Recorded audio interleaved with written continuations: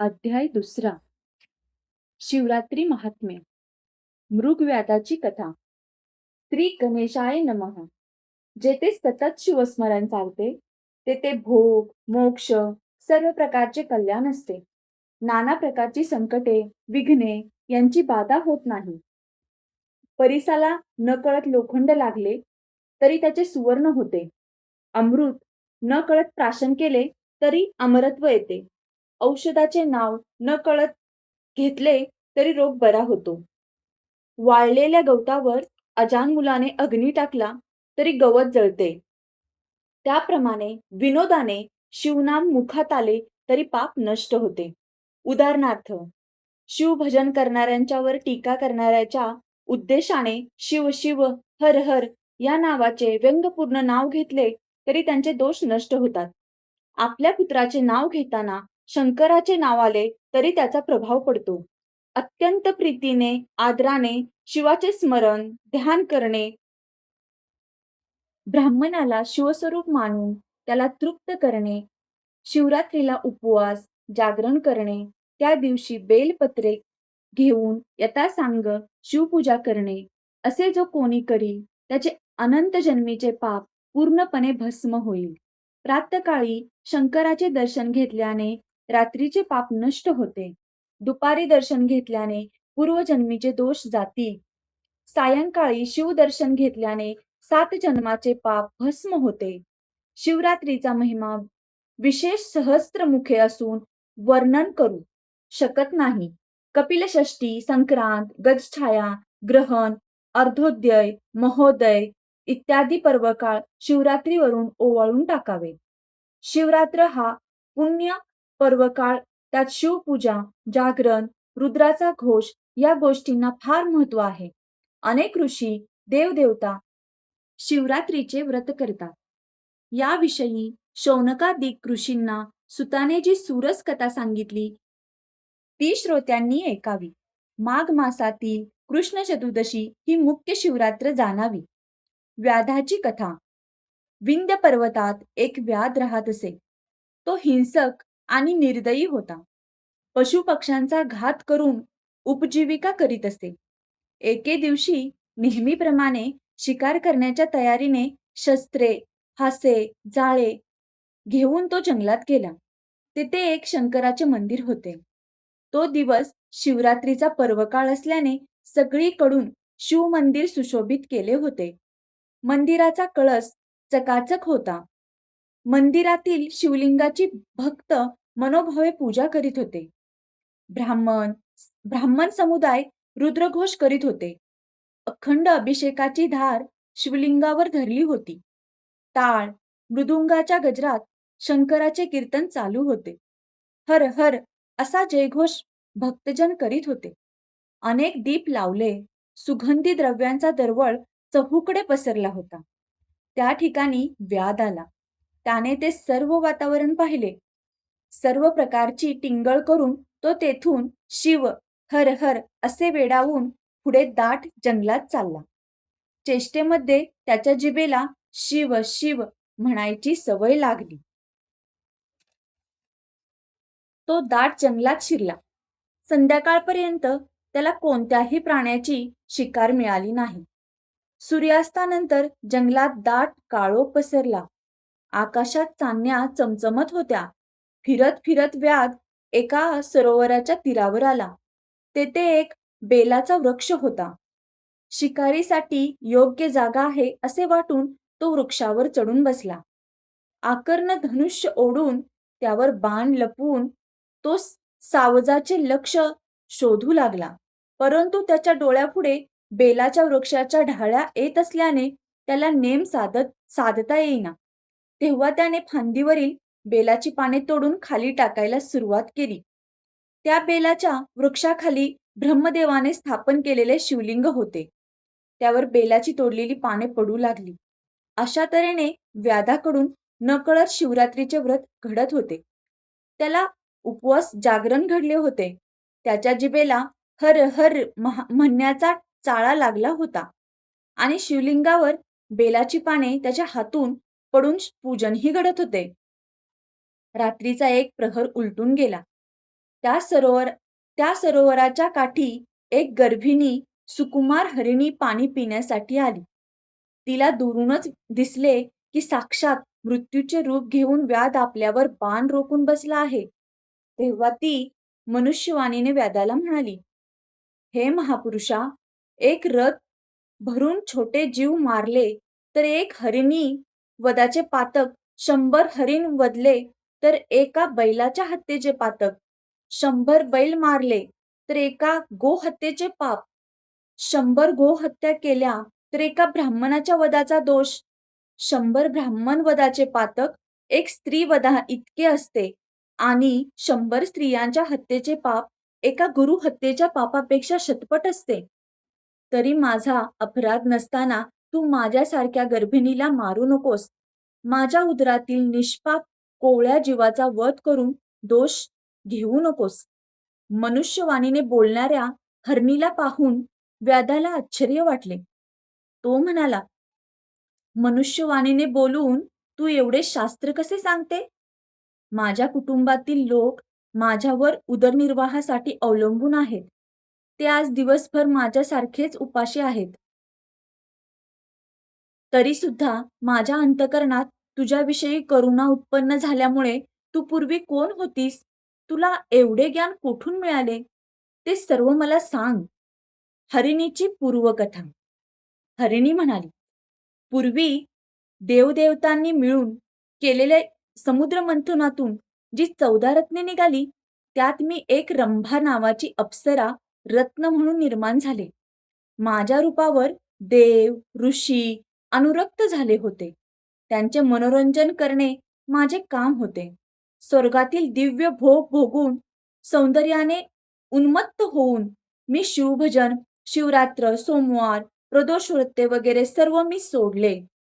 अमृतपान सोडून मद्यपान करू लागले. देवाचा संग सोडून हिरण्य नावाच्या दैत्याजवळ राहू लागले.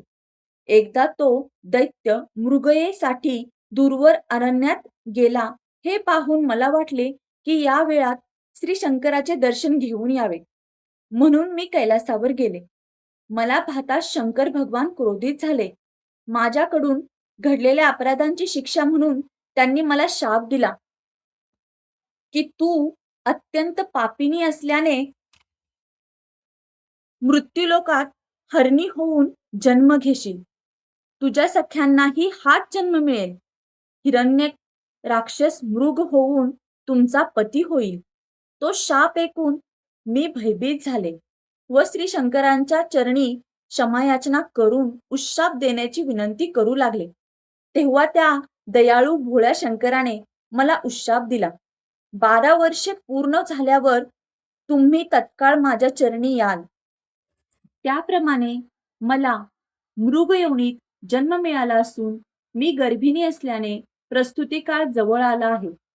तेव्हा मी ठिकाणावर जाऊन गर्भ ठेवून येते. त्यानंतर तू माझे प्राण घेतले तरी चालेल.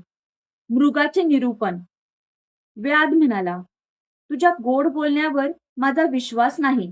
खोटे बोलून हर तऱ्हेने प्राण वाचवावा हे प्राण्यांना कळते. तेव्हा तू महापापाचे उच्चारण करून शपथ घे. हरिणी म्हणाली, मी जर खोटे बोलत असेल तर ब्राह्मण कुळात उत्पन्न होऊन जो मनुष्य वेदशास्त्र शिकत नाही, संध्या करीत नाही, सत्य आणि पावित्र्य याच्यापासून वर्जित असतो, त्याचे पातक माझ्या माथी पडो. वेदांची विक्री, परपीडा, दानात विघ्न, गुरु विष्णू शिव यांची निंदा करणाऱ्यांचे, यतीची निंदा, द्वैत मताचा प्रचार करणाऱ्यांचे, त्याप्रमाणे देवळात पुराण ऐकताना पान चघळणारे, देवळात स्त्री बरोबर व्याभिचार करणाऱ्यांचे पाप मला लागो, असे ती म्हणाली. ती पुढे म्हणाली, जे नवरा बायकोचा वियोग करतात ते या जन्मी नपुसंक होतात. जे दुसऱ्यांचे वर्मे काढतात ते या जन्मी कावळे होतात. विद्या असून जे लोक शिष्यांना देत नाहीत ते पेंगळाच्या जन्माला जातात. जे ब्राह्मण अनुचित दान घेतात त्यांना पुनर्जन्मात गंडमाळा होतात. जे दुसऱ्यांच्या गायी पळवून आणतात ते या जन्मी अल्पायुषी होतात. जो राजा प्रजेला त्रास देतो तो वाघाच्या किंवा सापाच्या जन्माला जातो. जो साधूला छळतो त्याचा निर्वंश होतो. ज्या स्त्रिया व्रत नेम करतात, घरात धान्य असून पतीला जेवायला घालीत नाहीत, त्यांना वाघाचा जन्म येतो. ज्या कुरूप म्हणून पतीचा त्याग करतात, त्या पुढील जन्मी बालविधवा होतात. तेथेही व्यभिचारी होऊन शेवटी वेश्या होतात. पतीची निंदा करणाऱ्या दासी किंवा उलटा होतात. स्वामीचा द्रोह करणारे कुत्र्याच्या जन्माला जातात. सेवा घेऊन वेतन न देणारे भिकारी, पती पत्नीचे एकांतातील संभाषण चोरून ऐकणारे अन्न वाचून मरतात. जारण मारण प्रयोग करणारे पिशाच्च, यतीला उपाशी ठेवणारे भिकारी, दिव्यातील तेल चोरतात. ते निपुत्रिक, स्वयंपाक करताना खाणाऱ्या मांजरी, दुसऱ्याला कदान्न, स्वतः पक्वान्न खाणाऱ्या निपुत्रिक होतात. आई वडिलांना छळणारे माकड, सासू सासऱ्यांना त्रास देणारे निसंतान होतात. व्याधा, तुला वचन देऊन जर मी नाही आले तर ही सर्व पापे मला लागूत. मी खोटे बोलले तर शिवपूजेचा अपहार केला असे होईल. तिचा निर्धार आणि शपथ ऐकून व्याधाच्या मनात विश्वास निर्माण झाला व तिला म्हणाला, हे पतिव्रते, तू आता जा व रात्र संपताना परत ये. तू पुण्यवंत होऊन शिवपदास जाशील असा आशीर्वाद देऊन आणि पाणी पिऊन हरिणी पुन्हा घरी गेली. व्याध पुन्हा बेलाची पाने तोडून खाली टाकू लागला. 2 प्रहर रात्र सरली, दुसरी पूजा झाली असे शंकराने मानले आणि व्याधाचे 7 जन्मीचे अर्धे पाप जळून गेले. व्याध शिवस्मरण करीत होता, त्याची त्याला गोडी लागली होती. हरिणीच्या मुखातून निरूपण ऐकल्याने त्याला जागरणही झाले होते. त्यावेळी दुसरी एक हरिणी तेथे आली आणि पाणी पिऊ लागली. तिला पाहून व्याधाने धनुष्यबाण सज्ज केले. ते पाहून हरिणी म्हणाली, व्याधा, मजवर दया कर. पतीला भेटण्याची मला ओढ लागली आहे. ती माझी इच्छा पूर्ण होऊ दे. मी पुन्हा परत येते. तिला मनुष्यवाणीतून बोलताना व्याधाला नवल वाटले. ही हरिणी सुद्धा ज्ञानी दिसते. असा विचार करून, तुम्हाला सर्व शास्त्रार्थ माहीत आहे, तुमचे जीवन धन्य आहे, तेव्हा शपथ घेऊन जा. हरिणी म्हणाली, मी असत्य बोलत असेन तर विहीर, तळे, सरोवर, देवाचे मंदिर भग्न करणारा, गुरुची निंदा करणारा, मद्यपी, दुराचारी, युद्धातून पळून जाणारा, क्षत्रिय, दुसऱ्याचे उपजीविकेचे साधन नष्ट करणारा, ग्रंथाची, वेदशास्त्राची निंदा करणारा, संत भक्त यांचा द्वेष करणारा, हरिहर चरित्राचा अव्हेर करणारा, दुराचारी, दुष्ट, स्त्रिया सर्वांची पापे मला लागोत. व्याधा, आपला मुलगा, सून सौजन्याने वागत असताना सुद्धा जे त्यांना उगाच छळतात, ते कुरूप, दरिद्री होतात. आपसात वैर करणारे भाऊ मासे होतात. गुरुचे दोष काढणारे संपत्तीहीन होतात.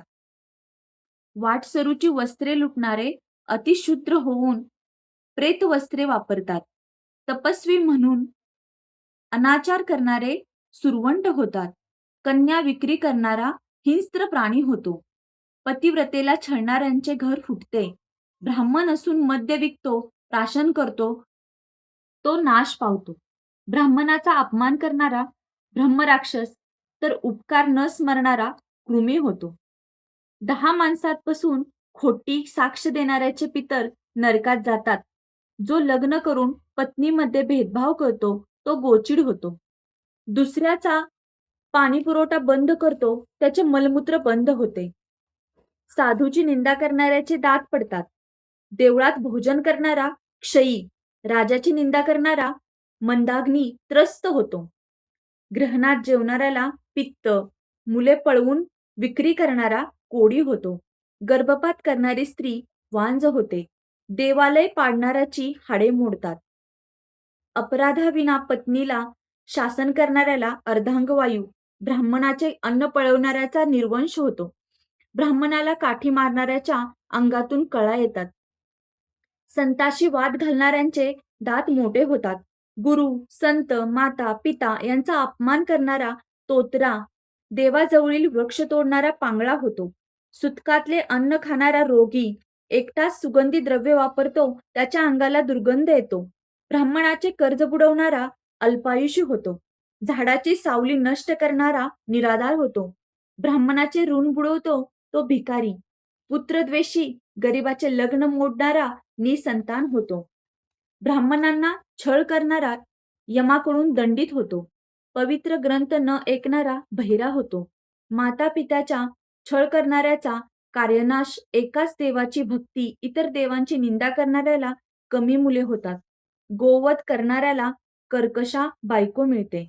बैलाला मारणाऱ्यास मूर्ख पुत्र होतो. गवत पाणी न देता पशूंना मारणाऱ्यास मुकी मुले होतात.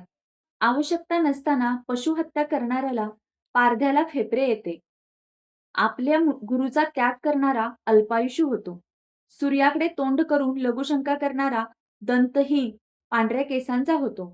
लहान मुलाच्या मृत्यूने शोकग्रस्त झालेल्यांना हसणारा निपुत्री. असे म्हणून ती हरिणी म्हणाली, मी पतीला भेटून लवकर परत नाही आले तर मलाही सर्व पापे लागोत. व्याध तिला म्हणाला, ठीक आहे, तू फार ज्ञानी दिसतेस. घरी जाऊन लवकर परत ये. त्यानंतर एक हरिणी पाणी पिण्यासाठी सरोवर काठी आला. त्याच्यावर शरसंधान करताच तो व्याधाला म्हणाला, व्याधा, माझ्या पतिव्रता स्त्रियांना मी विचारून येतो.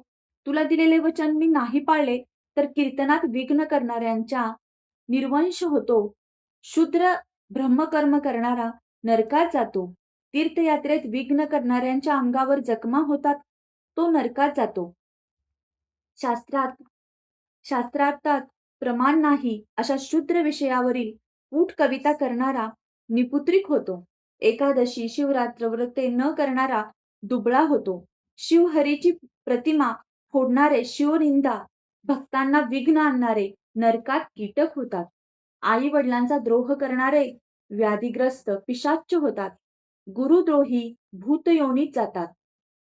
भरपूर जेवण घेणाऱ्या सुदृढ ब्राह्मणांना हसणाऱ्याला अन्न बेचव लागते. देवळे पाडणारा, शंकराची पिंडी फोडणारा, देवाची उपकरणे अलंकार चोरणारा पंडुरोगी होतो. मित्रद्रोह, आई वडील, गुरु यांची हत्या, विश्वासघात, गायी, ब्राह्मणांच्या वरील मृत्यू संकट सामर्थ्य असून निवारण करीत नाहीत. ब्राह्मणाला बाहेर थांबवून घरात पक्वाने भक्षण करतात. सोयऱ्यांची प्रार्थना करतात. त्यांना संग्रही पोटसूळ ही दुखणी होतात. पंचयज्ञ न करणारे, ब्राह्मणांची घरे जाळणारे, गरिबाला वाटेत लुटणारे, संतांचा अपमान करणारे, गुरुला छळतात, त्यांची परीक्षा घेतात, त्यांच्यावर आरोप करतात, ती माणसे निपुत्रिक राहतात. शिवकीर्तन न ऐकणारे कर्ण पीडित होतात. बडबड करणारे बेडूक, शिवकीर्तनात झोपणारा साप, वाद घालणाऱ्याला पिशाच्च होतो. अशा तऱ्हेची अनेक पापे मी वचन भंग केला तर माझ्या माथी पडो. व्याधाला आता शिवनामाची फार गोडी लागली होती. त्याचा कंठ दाटून आला. डोळ्यातून अश्रू ओघळू लागले. बेलाची पाने खुडून तो खाली टाकत होता. शिवपूजन घडतच होते. रात्रीचे 4 प्रहर शिवजागर झाला. रात्री संपली, अरुणोदय झाला. तेवढ्यात तिसरी हरिणी आली. आपण हिला तरी मारावे असा विचार व्याधाच्या मनात आला. तोच हरिणी मनुष्यवाणीने बोलू लागली. व्याधा, तू मला मारू नकोस. घरी माझे बाळ आहे. त्याला स्तनपान देऊन मी परत येते. मी वचन मोडले तर मला अनेक महापापे लागतील. आता ही कोणता शास्त्रार्थ सांगेल असा कुतूहलाने व्याध्याने तिला, तू काहीतरी शपथ घेऊन जा असे म्हटले. हरिणी म्हणाली, गवत जाळणारा, गावाला आग लावणारा, गो ब्राह्मणाचे पाणी अडवणारा क्षयरोग होतो. ब्राह्मणांची घरे हिसकावतात, त्यांची पूर्वज रवरव नरकात पडतात. आई मुलगा, पती पत्नीमध्ये भांडणे लावणारे, देव ब्राह्मण यांना वंदन न करणारे, कठोर बोलणारे, त्यांचे हातपाय यम तोडतात. चोरटी नजर ठेवणाऱ्यास नेत्ररोग, पुस्तके चोरणारा मुका, रत्ने चोरणारा अंध, गर्विष्ठ रेडा, पारधी ससाना होतो. भक्तांची निंदा करणारे मुखाचे रोग भोगतात. आई वडिलांना ताडण करणारे लुळे होतात. कृपण सर्प होऊन धनाचे रक्षण करतो. यतीला भिक्षा न घालणारा शिवाच्या कोपात बळी पडतो. संतती संपत्तीला मुकतो. जेवणावरून ब्राह्मणाला उठवणे सर्वात मोठा अधर्मी आहे. पारधी हरिणीला सद्गतीत होऊन म्हणाला, तू निशंकपणे घरी जाऊन तुझ्या पाडसाला स्तनपान देऊन ये. त्या हरणीपैकी पहिली हरणी प्रसूत झाली. दुसरीने पतीची भेट घेतली. मग हरिण आणि 3 हरिणी व त्यांची पाडसे व्याधाकडे आली. प्रत्येक जण व्याधाला माझी शिकार प्रथम कर असे म्हणू लागले. व्याध आणि मृग परिवारांचा उद्धार. त्यांची बोलणी ऐकून परस्परावरील प्रेम, त्यागाची भावना, व्याधाच्या अंतःकरणात करुणा उत्पन्न झाली. तो झाडावरून उतरून आला व हरिणीच्या पाया पडला. म्हणाला, तुमच्या मुखातून निरूपण ऐकून माझे जीवन पावन झाले.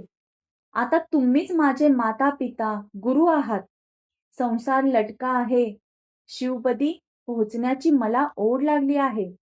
असे म्हणता क्षणी आकाशातून विमान आले. त्यात पंचवदन, दशभुज, व्याघ्रांबर नेसलेले तेजपुंज शिवगण बसले होते. किन्नर वाद्ये वाजवीत होते. विद्याधर गाणी गात होते. देव वर्षाव करू लागले. हरिणांची शरीरे दिव्य झाली. व्याध त्यांना नमस्कार करीत शिव हर मंत्र म्हणू लागला. त्यांचा देह दिव्य शिवगणासारखा झाला. हरिणासह सर्व जन विमानात बसले. देव व्याधांची प्रशंसा करू लागले. व्याध शिवपदी पोहोचला. मृगांना तारामंडळात स्नान मिळाले. भगवान व्यासांनी लिंग पुराणाचे वर्णन केले आहे, त्यांचे मी प्राकृतात वर्णन केले आहे. हे शिवरात्री व्रतकथा श्रवण केल्यास सर्व पापे दग्ध होतात. पठन करणारा पुण्यवंत धन्य होतो. अध्याय 2 समाप्त. ओम नमः शिवाय. हर हर महादेव.